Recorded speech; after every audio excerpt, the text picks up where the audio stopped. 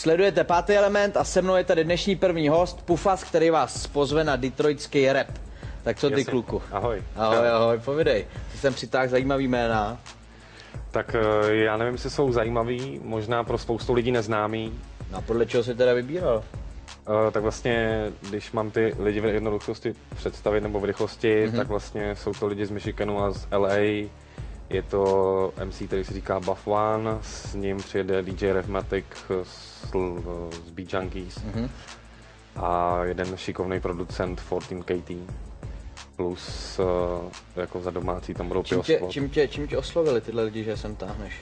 Vlastně skrz jako můj web, který mám, tak jelikož oni vydávají více věcí a nějak jsme se s nima seznámili, děláme s těma interpretama často rozhovory, byli jsme už na jejich koncertech po Německu, prostě dá se říct, že jako nějakým způsobem ten label ASAP Worldwide má v Čechách jako nějaký pomocníky prostě. Jasně. A je to i label, z kterého vzešel třeba Meyer Hefthorn a tak dále, a tak dále. Takže pro fanoušky vlastně tady český to bude asi spíš jakoby novinka nějaká, kterou sem dotáhneš, Přesně tak, ale zároveň jako co bych chtěl říct, že dám příklad, jestliže v Čechách existují fanoušci nebo lidi, kteří se považují za fanoušky lidí, jako je J Dilla, jako je Slum Village, jako je Frankendank, Black Milk a tak dále, tak přesně tady ty lidi by tam měli být, protože přesně v tomhletom duchu bude celá ta noc prostě se odehrávat. A kde to bude?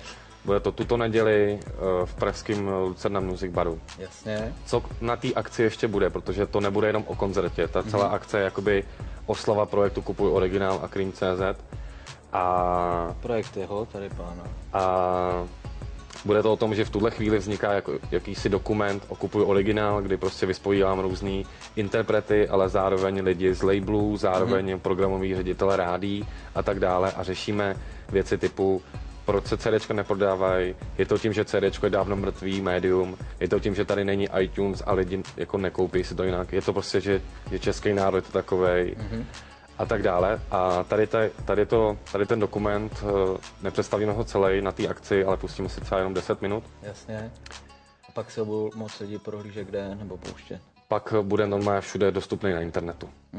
Takže asi na Cream.cz tak. Různě, to bude všude, protože tajně doufám, že ten dokument by mohl zajímat i jakoby lidí.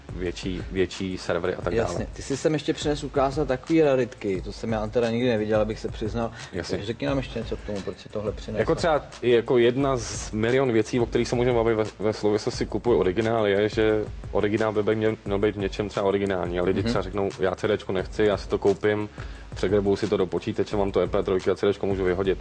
A myslím si, že třeba všichni DJové český začínali na vinilech, dneska je tady digitální doba, ale zároveň vinily furt vycházejí přeženu to nádherný edice, na kterýma člověk úplně taje. A když tady máme jako představit. Jasně, když tady vezmu jako nějaký věci, tak tady je třeba výborná věc Second Hand Shoe Shots, je to prostě projekt label Stone Throw, ale dám příklad ručně malovaný obal, vevnitř máme slipmaty, krásně barevný, designový a vinyl a je to třeba o tom, že 4 producenti dostali $5, šli, koupili desky, vysamplovali a udělali z toho pecky a celý se to ještě zachytilo na DVDčko a spoustu dalších věcí. Máš tady různý netradiční tvary, tohle to je pro lidi, co se rádi milujou. Jasně, to je taky od Stone Throw. To je Meyer Hefthorn, přesně tak. To je člověk právě z ASAP Worldwide, který prostě jako Meyer Hefthorn. Tohle to teda tvůj projekt Kupuj originál podporuje tím, že vy ještě lidem dokážete sehnat takovéhle věci, které si můžou koupit. Jo? Taky některé věci dokážeme sehnat a to jsem vzal jenom jakoby na ukázku toho, že třeba lidi kolikrát netušejí, co může být, jo? Že prostě vyšla skvělá deska Hokus Pokus, tak si to DJ může koupit a je to prostě i na Serato, i je tam normální věc, jo? Takže prostě dá se dělat všechno, to samý tady Stone Throw vinily a tak dále a tak dále. Dobře. Těch věcí je mnoho. Máš na internetu tyhle věci nějaký? Ne všechny, ale byli jsme třeba jediný, kde se dali skoro sehnat ty věci od Meyera Hefthorna. CDčko je mrtvý formát, tak k tomu dejte ještě 4palcový vinyl.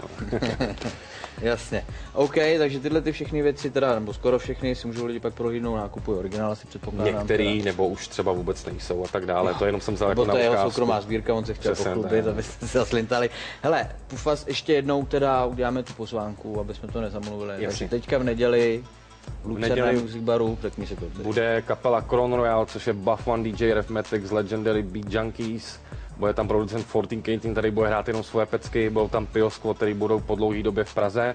Zároveň tam bude MPC, Crime Outfit Battle, kdy jsem poslal sample Opia Fate, dají tam battle a mít si to vyhodnotěj, plus část dokumentu kupuju originál.